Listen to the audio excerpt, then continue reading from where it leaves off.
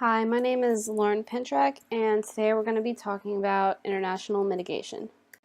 So before we head right into the issues themselves, let's just do a quick overview of mitigation.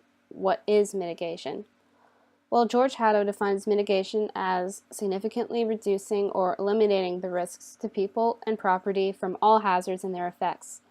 In addition, this is a process that must be undertaken by local, state, and federal governments, but the local government is the most important place to start for mitigation efforts.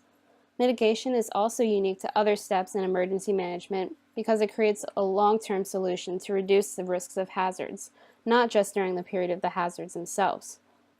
Examples of these processes include changing city layout, building codes, preparedness exercises, public hazard education, and warning systems. Haddo also lists the tools or steps of mitigation, which include hazard identification and mapping, design and construction, applications, land use planning, financial incentives, insurance, and structural controls. And moving right along to international mitigation.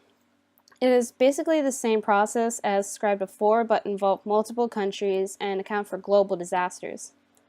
International mitigation is typically undertaken by large international organizations or multinational NGOs.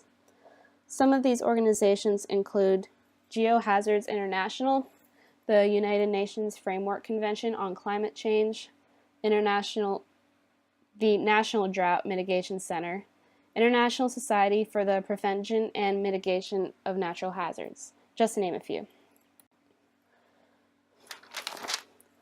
But before moving any forward, this whole topic just begs the question, why does this all matter? Well, natural and technological hazards are not limited to a single sovereign country. When one country is struck, it can affect the global markets, trade, and other large organizations. One of the best examples to depict this is the 2011 tsunami in Japan.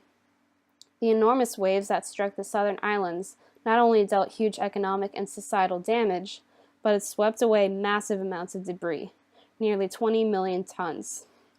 Some of this debris was carried across the Pacific Ocean to pollute beaches all across the North American western coast. Finally, these issues have always been present in international mitigation efforts.